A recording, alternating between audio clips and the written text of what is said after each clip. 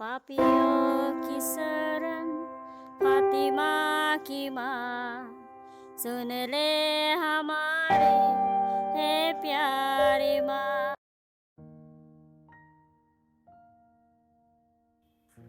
पहला पाठ प्रेरित चरित्र अध्याय 20 पद संख्याएं 17 से 27 तक।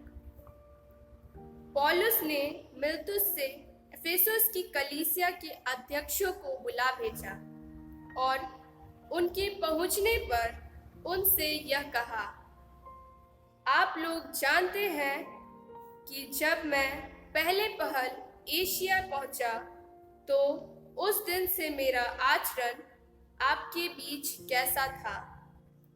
यहूदियों के षड्यंत्रों के कारण मुझ पर अनेक संकट आए, किंतु मैं आंसू बहाकर बड़ी विनम्रता से प्रभु की सेवा करता रहा।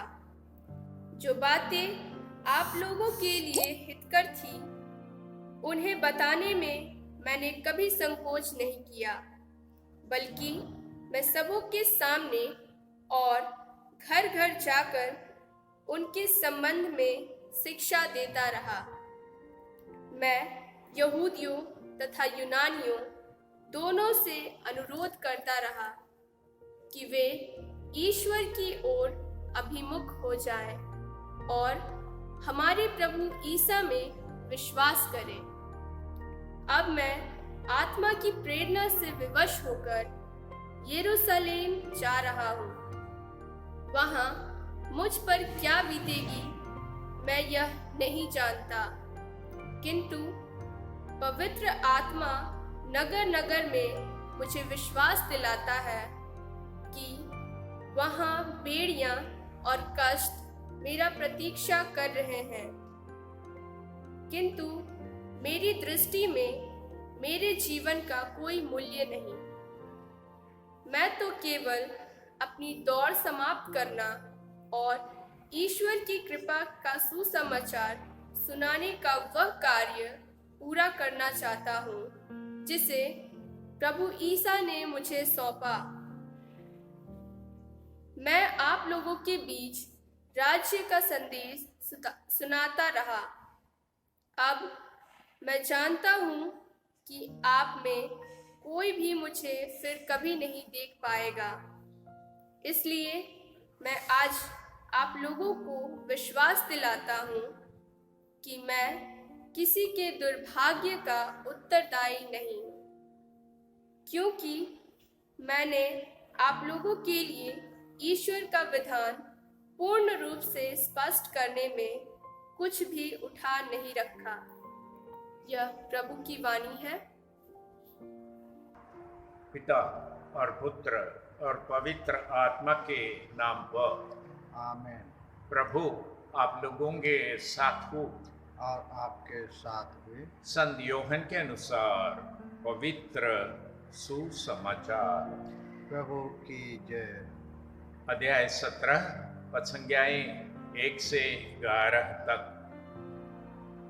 यह सब कहने के बाद ईसा अपने आंखें ऊपर उठाकर बोले, पिता वह घड़ी आ गई है, अपने पुत्र को महिमान्वित कर, जिससे पुत्र तेरी महिमा प्रकट करे।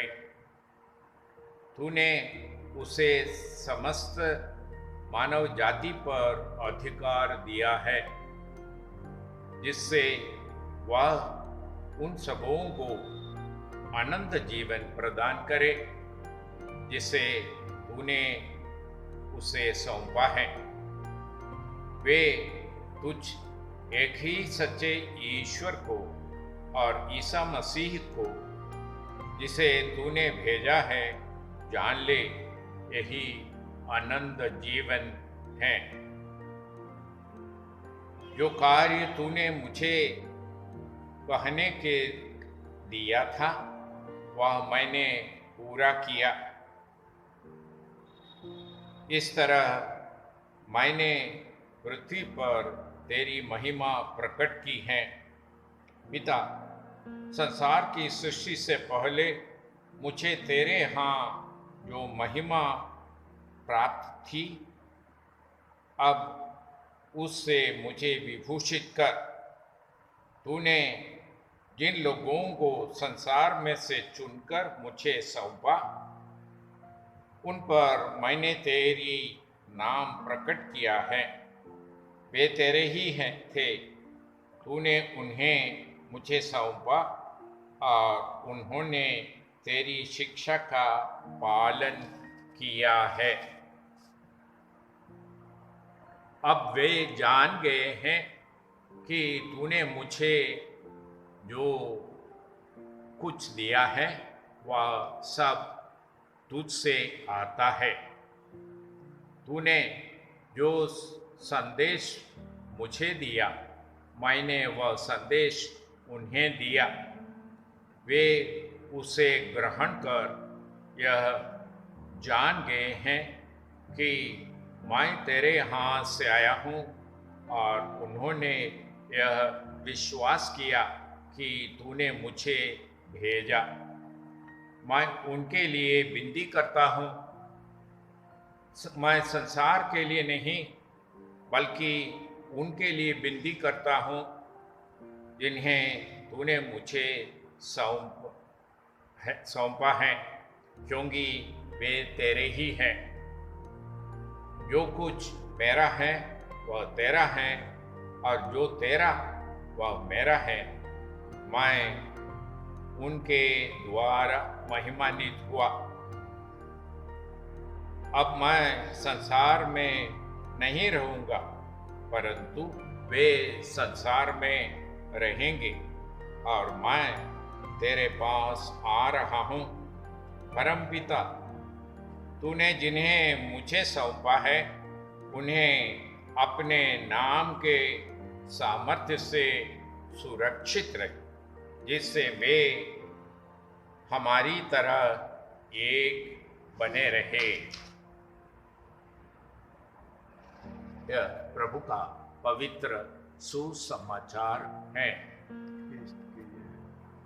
प्रिय भाई बहनों, आज हम प्रभु के वचन सुने हैं। प्रभु अपने संसार में रहने वाले भाई बहनों के लिए, अपने शिष्यों के लिए प्रार्थना करते हैं, पिता से आग्रह करते हैं, पिता, मैं संसार में रहने वाले अपने शिष्यों के लिए प्रार्थना करता हूँ कि वे हमारे साथ एक बने रहे।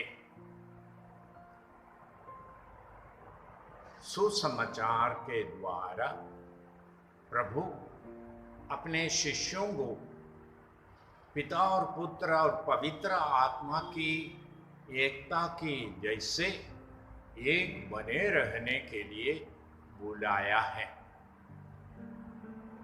पिता और पुत्र और पवित्र आत्मा जो आपस में प्रेम रखते, एकता में रहते, वैसे मानव जाति जो इस संसार में रहते हैं, वे ईश्वर की वह सामर्थ्य का अनुभव कर उसके गवाह बन करके जीवन जिए बिताए।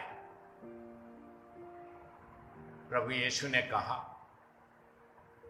मैंने जैसे तुम्हें प्यार किया है, तुम भी एक दूसरे को प्यार करो।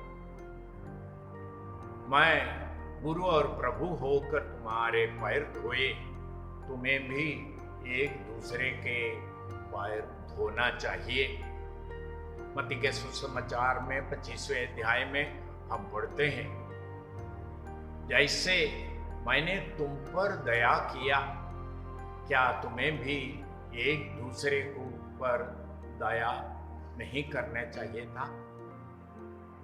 ये ईश्वरीय स्वभाव, ये ईश्वरीय प्रतिरूप बनने के लिए आज के पाठ में अपने शिष्यों को आह्वान करते हैं प्रभु, और पिता से प्रार्थना करते हैं, हे पिता, वे भी हम एक दूसरे में जैसे हैं वैसे बने।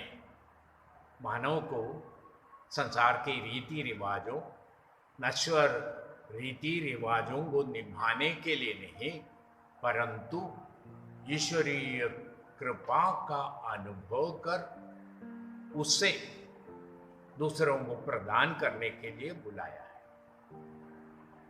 अपने शिष्यों को दूसरे लोगों के पास जाकर एक निजी अनुभव को बांटने के लिए बुलाया। इसलिए पेतरुस कहते हैं, जिस चीज का अनुभव हमने किया है उसके बारे में नहीं बोलना हमारे लिए संभव नहीं है। उसी भांति आज क्रिस्तीय समुदाय को, अपने निजी शिष्यों को यीशु बुला रहे हैं कि हम वो सामर्थ्य से भरकर केवल रीति रिवाजों को अपनाने या एक रीति रिवाज को बदल करके दूसरे रीति रिवाजों को अपनाने के लिए नहीं, हम अपनी जनसंख्या की आबादी को बढ़ाने के लिए नहीं, परंतु जिस ईश्वर को हमने अनुभव किया, अनश्वर ईश्वर की शक्ति को अनुभव किया, उसे दूसरों को देने के लिए हम प्रार्थना करें कि पुनरुत्थान के अंतिम दिनों में हम जब पुनर्जीवित प्रभु को साक्षी बनते हैं, वो सामर्थ्य ईश्वर की ओर से आने वाले सामर्थ्य से हम भर जाएं और दूसरों के सामने गवाह करें। पिता और पुत्र और पवित्र आत्मा के नाम।